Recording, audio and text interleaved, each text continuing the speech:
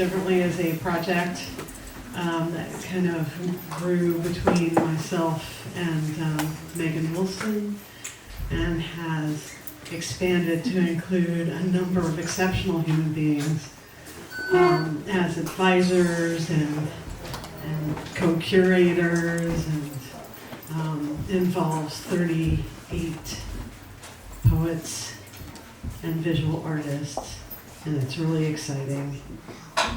And my whole idea, the idea in my head behind it was that there came a moment when I had thought that everybody knew that Native women were subject to the kind of violence that we're subject to, and then I found out that they didn't. And I thought, well, if people don't know that about us, what do I not know about what's going on in their communities? And we need to talk to each other better. And everybody involved has had a sort of a different take on it, but it's generally in the direction of more communication is better, and let's learn more about each other. Megan, can you throw your hands in the air and move out from behind there so that people have more? See, when you just do that, no one can see you because you've got that. I'm short. There you go. And then Trisha Lagaso is one of our, is our curator. Sitting next to her is David Goldberg, who is one of our advisors. Mary Jean, throw your hand up in the air. Mary Jean is also one of our advisors. I think I've mentioned everybody involved who's in the room, apart from the poets, I'm going to be introducing them. Our first poet coming in. And I just also have to say, it is really delicious to have a reading where everybody's really, really good. Because then you don't have to worry about arranging it so that nobody looks silly, because you can't make anybody look silly when everybody's really, really good, you know. And usually you have to make sure that the differences in skill aren't so great that somebody ends up looking clumsy, because you don't want to do that to anybody. We don't have to worry about that today, so we're going to start with one of my favorite humans on earth, really. MK and I met, and I had this way of introducing people sometimes, which is like, this is a person that I would want on my team for the zombie apocalypse. And apparently that was a thing that she had in her head about things as well. And so if you will please welcome to the stage, MK Chavez.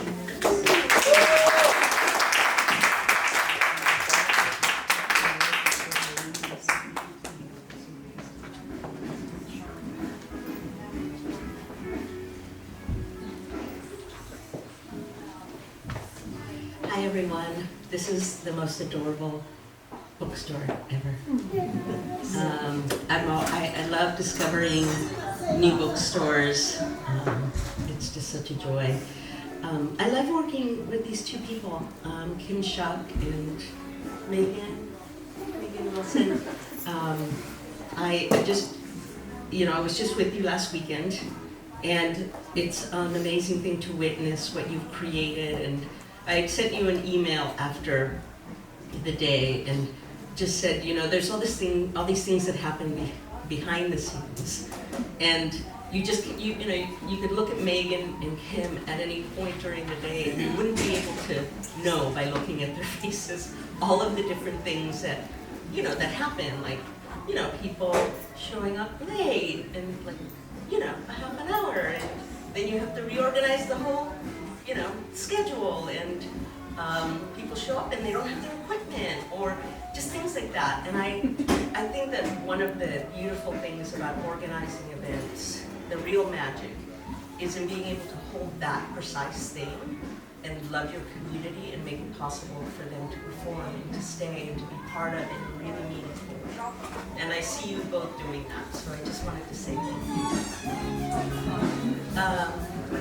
I should talk more louder. I eat the mic. Okay, all right. How's that? Should I keep it at that? Okay. I'm not a yeller usually, but I can try. So I've been thinking about manifesting differently a lot, obviously, because this project has been on my mind for a long time. I've been thinking about it and creating around it. And today, what I was thinking about is the way in which whenever there are moments where we step outside of the mainstream, where we try to take control of our images, of the way that our images and our ways of being are policed by the status quo, there is discomfort. And so I decided that I would read from A Brief History of the Selfie and share that with you all.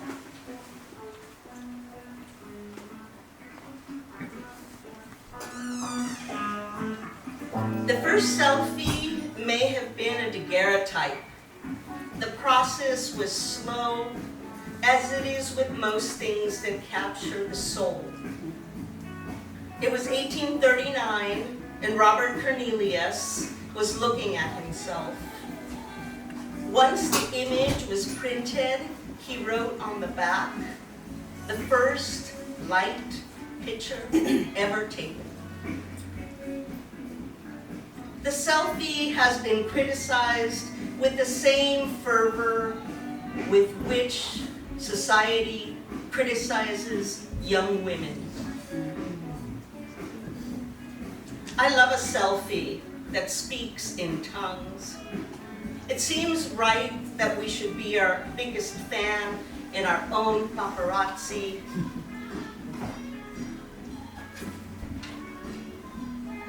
Lionel and I have exchanged selfies at a ridiculous rate, and then we've had lulls.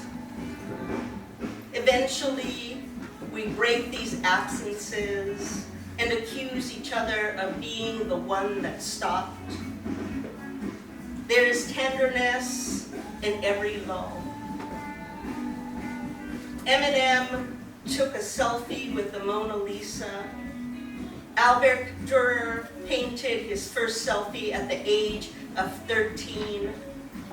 Danny Trejo took a shirtless selfie on the DC State Capitol steps after he voted. Kim Kardashian West is a selfie fiend, a major contributor to the sexy selfie, criticized for her selfies with the fervor previously mentioned. In the jungle, Crested Macaque found a nature camera and took selfies. The most stunning one of a female smiling directly at the viewer. The macaques took over 30 selfies in total. This act, of course, led to a legal debate as to who owns the image. The most controversial images in Western art history have been of female nudes. At the unveiling of Manet's Olympia, women fainted, men beat the paintings with their umbrellas. It could have been Olympia's brazen look. The artists of the female nudes almost always men. The female nude is criticized, and yet their work is placed in the canon for eternity. Of the criticisms of her naked selfies, Kim Kardashian West has said, "Enough is enough." The average lifespan of a person is 27,375 days. They say the average millennial is expected to take 25,700 selfies during their lifetime. There have been concerns about beauty and the ruin of lives and other human dilemmas. Is it narcissism or is it self-love? Never enough discussion about whose gaze. This isn't new. Everyone has something to say about what people want to say about themselves. The wide angle of most cell phones distorts the nose and the chin. I often wonder if the selfie is just another mirror. The mirror we know today was invented in 1835. It was also called a looking glass. Before the looking glass, we were still looking into still, dark pools of water. There's a selfie of Lionel and me in a trailer in upstate New York. We look cold. We're wearing many layers of clothing. We are wearing matching plaid robes. We are standing in front of a heater. We look terrible. It was a beautiful day. Later, the same day, we would take a walk. A pack of dogs would follow us, and it would wake us from the hazy dream.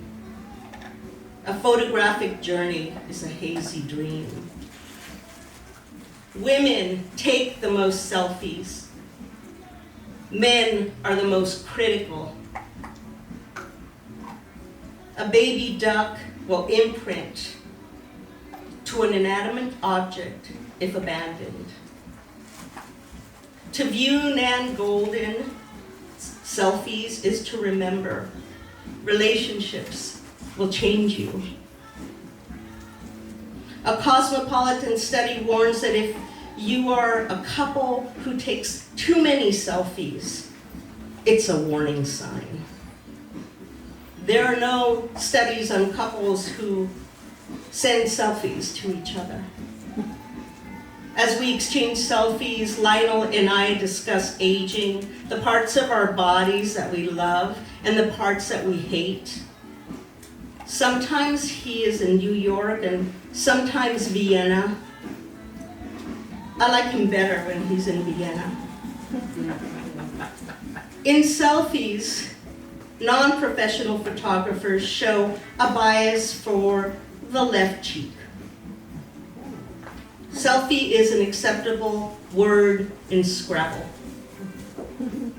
Death by selfies include electrocution, falling from staircases and cliffs, shark attacks, car crashes, being hit by trains, and wounds inflicted by handguns. Of those who die from selfies, 75% are men. Lionel and I have exchanged selfies for 18 years. It's our language. Some say the selfie is dead. Love of the selfie is mercurial. Some say selfies have their own structural anatomy. Lionel and I suspect selfies have a life of their own. Thank you.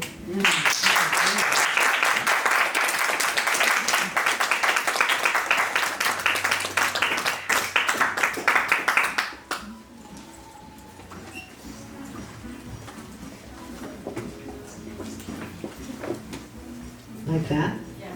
Okay. I know, the music outside is glorious. It's also sort of... But fortunately, our next poet is someone who has been the jazz poet laureate of San Francisco. Genny Lim. The first time I heard Genny Lim's work, it changed my life.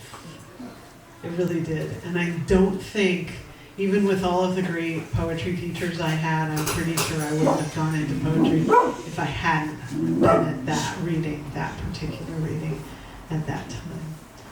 Please welcome to the stage, Genny Lim.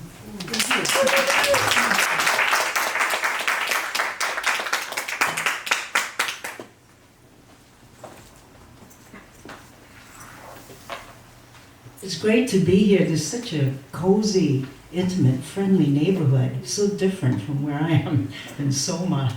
Anyhow, I mean, it has its own cachet and friendliness, but it's kind of more plastic. This is like real homey, neighborly, friendly. You know, people stop and really interested in you and your dog. And I love it here. It's a wonderful. You have a little gem here. And I want to really thank Kim and Megan for doing this project, because I've been thinking a lot about manifest destiny. I mean, that was the whole idea of white superiority and the domination. And oh, come on, that's a friendly person. Come in, be quiet. Yeah, that the assumption that you have a divine right to rule the world and to have dominion. And that's how this country was created, based on that assumption of superiority, and which continues today in global dominion and imperialism. And it's time to end the wars. And it's time to, I don't know what's ever happened to the anti-war movement, but the progressives and radicals and all the hippies that we were all a part of. It's time to ignite that fire again. It's time to ignite the movement once again. And I know poetry, you know, I've always looked at poetry as song. You know, that's why I like jazz so much, because that's the origin of the word, is sound and song.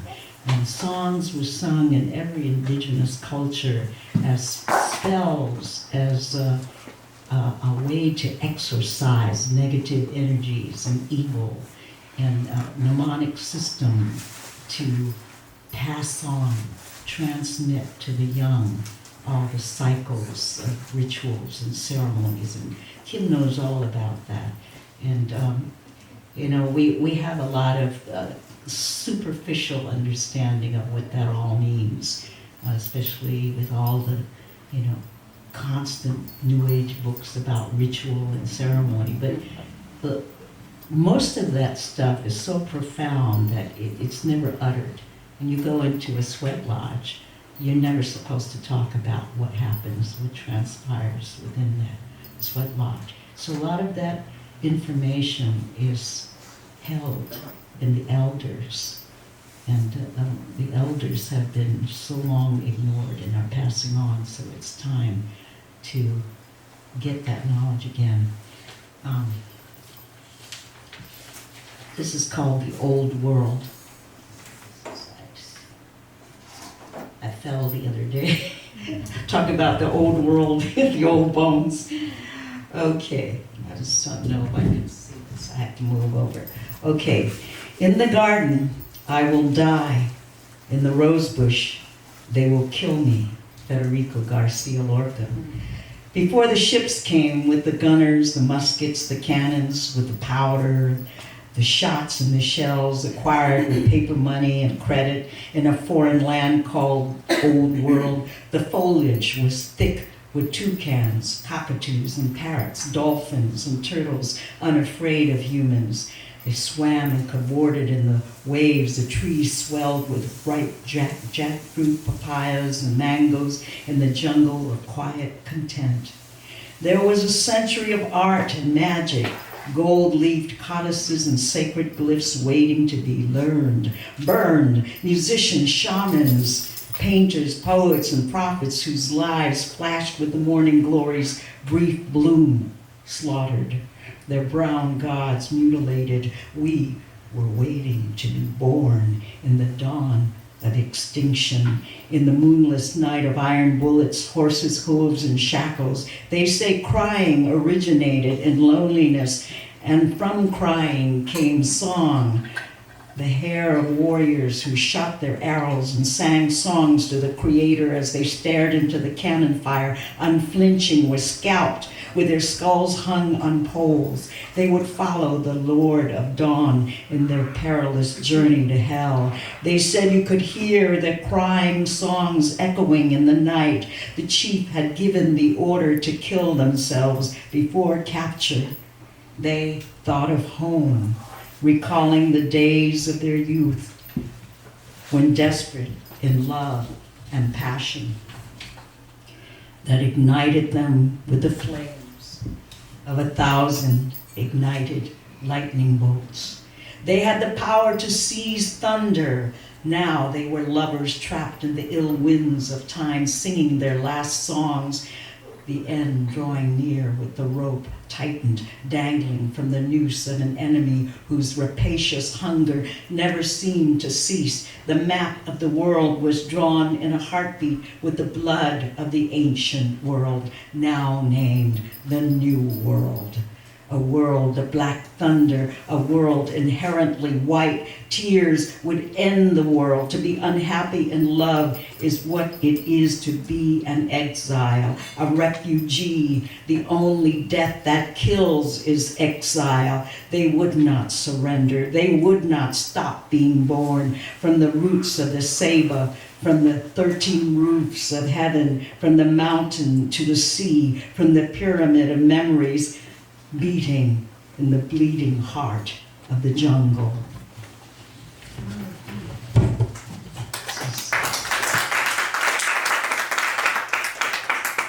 Thank you. The infinite is the source of joy. There is no joy in the finite. Only in the infinite is there joy. Upanishads. The explosion of a bomb silences everything else. The voice of a little child crouched in a stairwell with a stuffed teddy bear, the drop of a coin at the crossroads of mortality, the Saturday night special in a thundering train, a giant sprung from the catacombs of death. We are what we think and do. The poem is the breath that flows on the currents of broken memories, lives and dismembered logic in a bed of ashes. Do you think the mother of the one who pulls the trigger, who releases the switch, doesn't know the whole story? Rats will eat themselves when it comes down to it, and so will men, even if they do not admit it. All our lives we find ourselves at odds with our fate. We ask ourselves, what is the meaning of life? Yet we never ask, what is the meaning of death? Is the martyr's self-sacrifice our redemption? The hand that pulls our hand from the grave? Men in the sun are heroes. We love what we cannot be. Does the river ever run uphill? What is life? How can we fill it when we kill it? How can we conquer the land if we cannot seize the sky? Who does Ukraine belong to? To the little girl crouched underneath the footprint of a bomb? To the tomb of the unknown soldier? To the empire of hungry ghosts? Never again. The children who are spared are left to weep in the empty night of sorrows, left to scatter and run like rabbit and deer. The hunter draws near. He is an ex-soldier, a racist, a white supremacist, an ex-con, a jealous lover, a fired worker, a misfit, a patient, a classmate, an 18-year-old man carrying an AR-15 with 5 rounds to annihilate despair. Never again, cry the people, as the hands that pulled the triggers tighten their grips on their power over life and death. Never again, again and again. Echo the mantra of the living, sickened by the blood on t-shirts, jeans, backpacks, and books of their children suffering on the mounting altar of names, and weary of the grim reaper who claims that death is the right of the people and the right, R-I-T-E, of existence.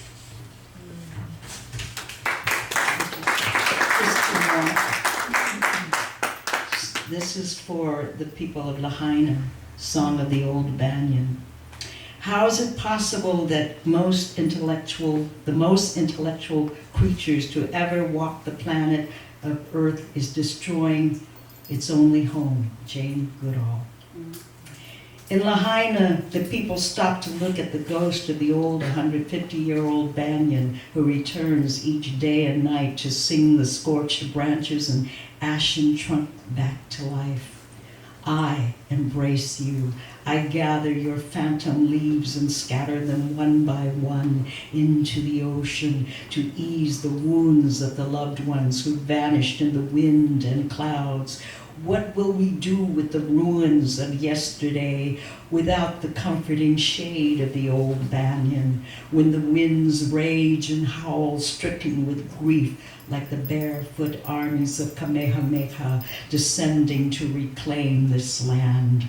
What will we do when the sea overflows, lapping at our windows, when her blue waves salt our pores and carry us to the ends of the earth?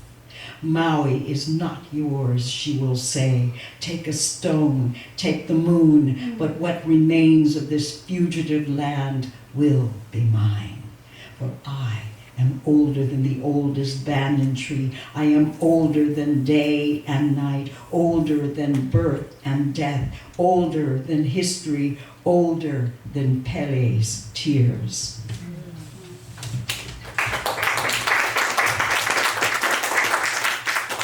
Last one, thank you very much. Myths. Sweet river of night, spill over the bay with your bright red-orange flames. Let the blood of paradise scorch the roofs, treetops, and our desperate hearts.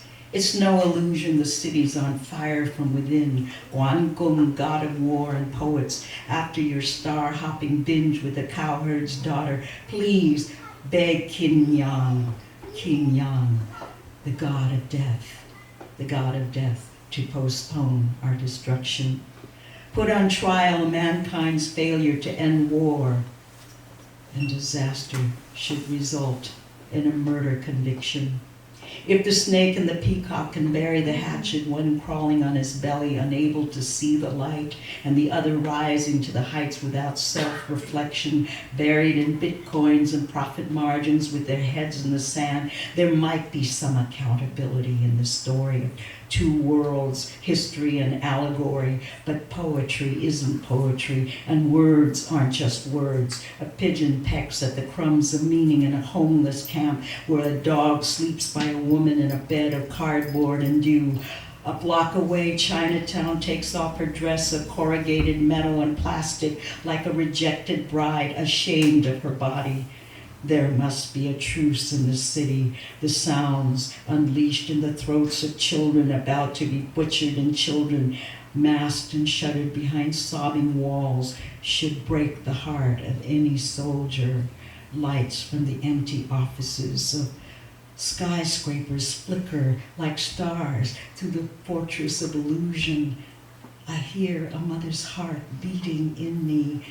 There must be dreams for the sky to become real. There must be a boat for the wind to carry memory, and a God to whisper the names of our dead, to whom death means nothing. Sweet river of night, still over the bay with your bright red orange moon. I am still here. We are still here. And it's another year. It's no illusion. We're still here.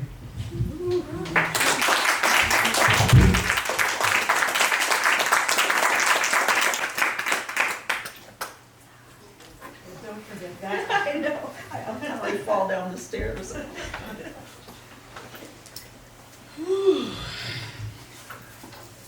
So that happened. It's pretty amazing. I'm going to pester Tongo to be the next reader, which wasn't my initial plan, but we're going next. But Tongo Eisen-Martin is a great compatriot for good trouble. We've had some fun, and I just Tongo's my friend. Come on up and read him.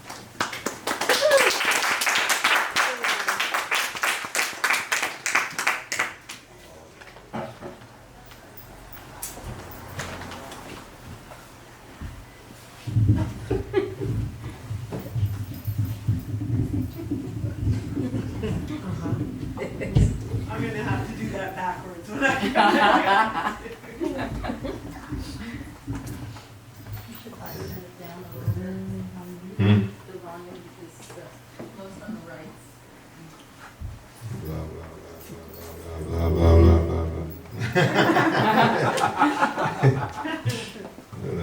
You just learned something you didn't know about Tongo.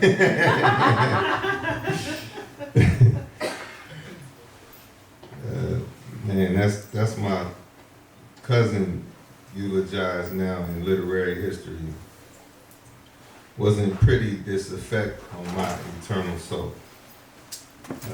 Like belated parenting, we haunt each other in quick verse, sample the drug, wrestle the angel, no depth of setting. Imagine what defines a creature, where remnants of concrete put none of the world down except slabs of a deadbeat nationalism or a bloodline making the news again. True, I have an absence of style. I'm just a doorstep moving dead body to dead body. Picture 1960s newspaper clippings and teeth hanging on a string, like a book of life. Cigarette in the pen, calling Black Friday prayer. Unscrewing the blues on, play down the aim to only die for money once. Ladies and gentlemen, we know what you all are not doing. Mainly, you all are not leaving the universe to its childhood. The spirit world up and starts murdering city trees, our psychic re-break. Sleeping in my car, Sunday chores, an allegory of new hard R's, no going to regular people jail, no being hunted by regular people cops. All I dream is physical death. Thinking about God and God empty in clumps of prison. My poem, my cubist remade scar, my Saturn for adults, my junkie industrialism. I knew my father as much as I want to be known. While the ruling class is printing judges, fiat kangaroos, making judges hand over fist, rapture cop packs and opposition whites all above the thorny stem, cast plans picked out like Vance for the murder show, Anglo Saints addicting you to a power structure. You want me to raise a little slave, don't you? Bash their little brain in and send them to your civil rights. Like normal speed bullets, changing the normal life. Like walking back to the United States in defeat. I go to the railroad tracks and follow them to the station of my enemies. A cobalt whose man pitches pennies at my mugshot, negative all over the United States, there are toddlers in Iraq. I see why everyone out here got in the big cosmic basket and why blood agreements mean a lot and why I get shot back at. I understand the psycho-spiritual refusal to write white history and take the glass freeway. White skin tattooed on my right forearm, ricochet sewers near where I collapsed into a rat-infested manhood. My new existence is living graffiti. In a kitchen with a lot of gun cylinders, a hacked up house of God in part, no cops in part, my body breaks down to Christmas. The new bullets pray over blankets made from the old bullets, pray over the 28th hour's next beauty mark, extrajudicial Confederate statue restoration, the waistband before the next protest poster. Hey, by the way, time is not an illusion, Your Honor. I will save your deaths for last. You're witty, Your Honor. You're moving money again, Your Honor. It's only raining one thing. Non-white cops. In prison guard shadows reminding me of spoiled milk flowing on an oil spill. The neighborhood making a lot of fuss over his demise, a new late for a Black Panther party. Malcolm X's ballroom jacket slung over my son's shoulder, the figment of village, a new news to a new white preacher, all in an abstract painting of a president. Bought slavery some time, didn't it? Intensive screeches of military bolts and election Tuesday cars, a cold-blooded study in leg irons, proof that some white people have actually found a nooses. The sundown couples made their vows of love over opaque piece plastic and Bodex and audiences. The miracle every second is definitely my favorite law of science. Found loose clippings of primitive Methodists by arm chains and imperialisms, simple policing versus structural frenzies, elementary school script versus even wider white spectrums, all this bleeding in the challenge of watching civilians think. Terrible rituals they have around the corner, they let their elders beg for public mercy. I'm gonna go ahead and sharpen these kids' heads in the areas myself and see how much gravity spills out of family crest, modern fans of war with their t-shirt poems and t-shirt gift. And me having on the cheapest pair of shoes on the bus, I have no choice but to read the city walls for signs of my life. You know, these little societies wander together like hopeful drops of a virus. Citizen testaments bent on offer me. National breadwinners to hold me back. Like it's a Brinks. I wrinkle the concrete sometimes like flesh. My Martin Luther King permanence turned away from a podium into the reeds like God is a dangerous twin. Black August to the mountaintop balcony on my bedroom floor. You know, they steal you from the earth itself and suspend you in your broken neck from their foolish euphoria. From the loyalty to their great superstition, loyalty to their agrarian reform, I returned to my mother completely disrespected. For peeling the heat off of purgatory, they kill poets like me. Walked me away from my poems, never to be heard from again. In this foul industrial complex of bloodlines picked over, picked through, a sport and spiritual death that you definitely at least have made. Police become a pretty word. I'm reading a lynch mob shoestrings like they were tea leaves, teaching you how to write about cities. It's the 25th century in the mirror, people. Tyranny against your chump change. You're a chump to be mocked even with a gun in your car. A Cuban of neither work, spell tune for the poetry at the relapse ministry. Talented people curled up in a fetal position next to a diamond, dying just another service day in the theatrics of tea house fascism, in a bouquet of surveillance cameras, in the poverty of God. New blue eyes, corpses of water, a newly potted presidency, a one big shiny coin if you ask an animated capitalism, another non-literal voice killing his white freedom, the deification of hyphens, medicine bread and picture shows, great protesters in LA, guests of our ink, job kicking roses in the graveyard, DC Mick like a stone torn in half, the pen advances, despite CIA guideposts, despite non-African passing futures, a metaphorical but not surreal day in the horn-ridden life horn player, improvising king like a radio prize fight featuring Shango himself, a real hand sweeps the land of racism. May I return to the ground? May I make progress with the gun?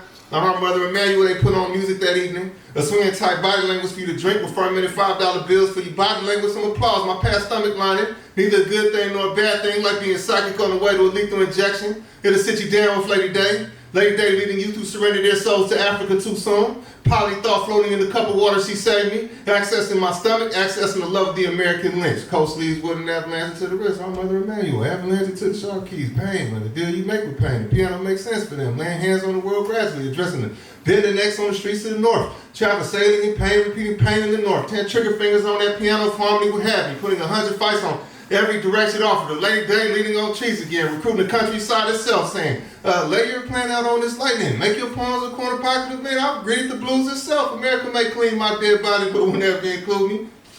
Here goes the poet. Killing without killing. Never mind this little painting of your language. May I be meaningful in it. A crow's passing. Good and dead by the afternoon. A lot of God can happen in 3 seconds. Not much heaven though. Hey, here's a man before a fight, a leave me alone type character, emerging from the penniless death of a one-way street fiction. A fancy way of saying I'm gonna make it even if I have to drive backwards. All I have is chord changes and 1,000 backhands. Driving the street like I'm choking in a car full of nephews. Hasn't been a sun since November, and there hasn't been a street I can't choke to death. This city better back down. Hey, you see this gun on the table? And something about staying until it off your stable. Why wouldn't I protect everyone? On my death sleep late, my son better be quick. My daughter better shoot first because we fall for no one, we fall for nothing. Okay, the first thing you'll feel is the heat. It's like you were trying to tell me about possession. Drink like niggas, what I mostly hear. Most of the world leaves me alone to breathe small like a giant, to go to jail every once in a while when the genocide kicks up in late May, when politicians have too easy a time. I'm gassing backwards out of one-way street in honor of myself and in honor of you, if you understand the nature of the world. And how long I've been just like my father, when hell of a resemblance says the anxiety of the neighborhood, this is a crossroads or a crossroads narrative or someone's crossroads, people get in the habit of turn back, only find themselves remembering me, but not my last words. A man before a fight should feel the heat, but there's nothing to keep in mind. There's nothing to remember, really, there's nothing to be. It's just this moment, then another, then stare, then it all becomes stable, then the table lets go fuzzy, and Friday's an unfamiliar face peeking in the window. It's cool to panic for a second. Composers wasted on your worst enemies. People are marked on that sidewalk. You the only thing life size. Everybody knows it's in the wire hanger empire when the blood stops walking. That feeling isn't father enough to be permission to fold. You better swing one more time. You know that father of yours rose from the grave and said, just give me 5 more minutes. He said, running water is a myth. It's us who are running up, down, and all alongside this water. And people don't rise from the grave. They not laid down either. It's us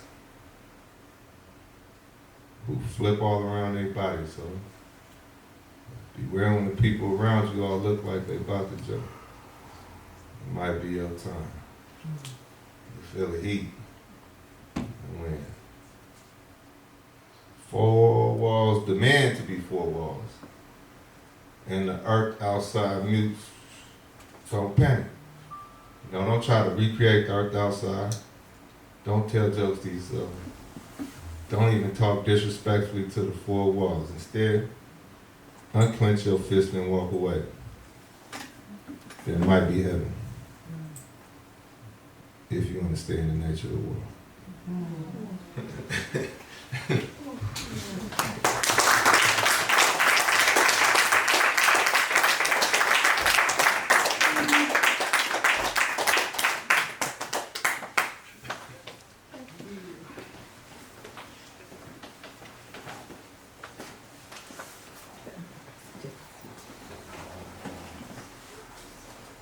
He's overestimated my height. But it's getting closer over the years. So. There's always a moment when I'm deciding whether to precede Tongo or follow him. And either way, it's a tough choice. We are also celebrating today this bookstore. Yes.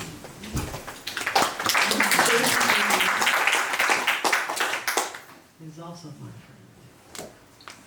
And I'm delighted at this bookstore. And if you are not delighted, you are not paying attention. This is delightful.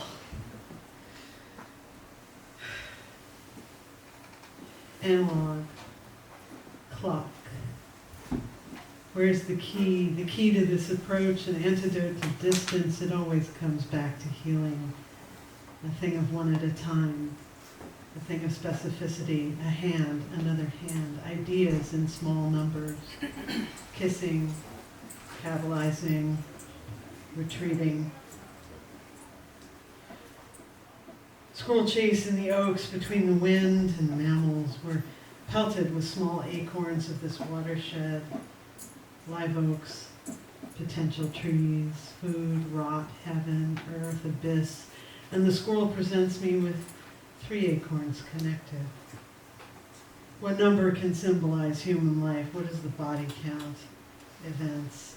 Policies happen on a large scale, but suffering happens in the nerves of each. A spasm, a loss, the relentless news of searching for a cousin, then a body, then a fact. First principles, construction as unlikely as Burgess Shale or shattered ice dams that changed the landscape forever. These daily sums are baffling. This measure of malice will buy some amount of attention. Equals existing, that this weight of poison means power. I know I'm naive, but what does that do to your dreams? Leonora sang songs of markets and doors. We remake the things around us, spectacular, flecked with daily miracles. The hawk, the crows, beings who create the day from dark to dark, the deep swallow in transition times. House, mind space, the intangible that clings to walls, to framing fingers through Janice's beads, a transmitted memory of boots, a luxury. We face the eucalyptus, imagine the stairs, we understand the synthesis. Wandered off in a frog made of mischief and words, swallowing one after one. Can you hear the river under the ground? Hear the river, changing, red legs and salmon, a sound that paints down to the bone in local lessons and the sacred responsibilities, a place where authority is translated as care, not honors or bruises. Gardens, set aside this public space unusable by the public, canvas chatter and repeated, the displaced dancers.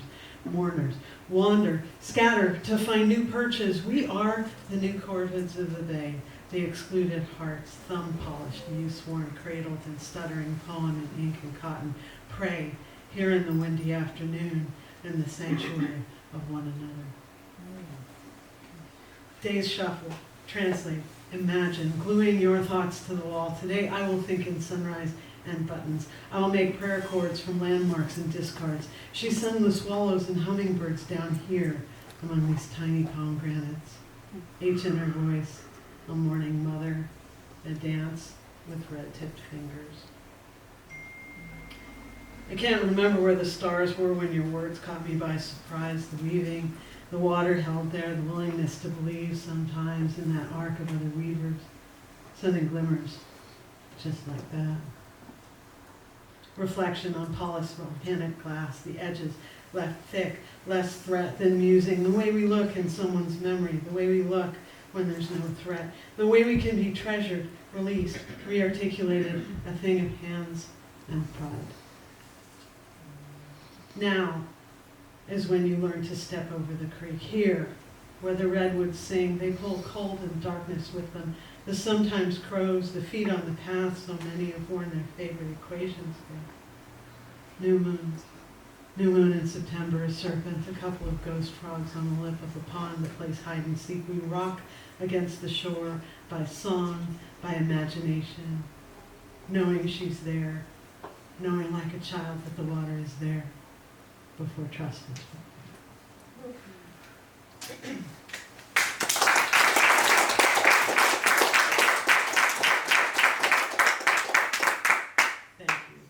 It's sort of fun occasionally to remind myself I know how to do this. I am really grateful for everybody in this room. Thank you so much for being here. Thank you again to Josephine for the space to do this thing. Thank you, Megan, for continuing to reach for understanding and doing that hard work, because I was looking where you used to be. There you are now. Because it's hard to do. It's hard to maintain. Because we learn to live in different accents. And it's not easy. But that's what we have to do if we want to make the world work, right? Love to all of you. So, please check in periodically with manifestdestiny.org in order to find out what's happening next. There's a show up at ATA on Valencia Street. Valencia, is it 21st? Yes. Yeah. Okay. Valencia on 21st. There's some of the artwork that pertains to this project. Go visit Clarion Alley. There is some of the artwork that pertains to this project. And our next poetry reading is going to be on the 7th at the Beat Museum with Stephen Meadows, Linda Knoll, Dana Rabbit. It should rock. Take care.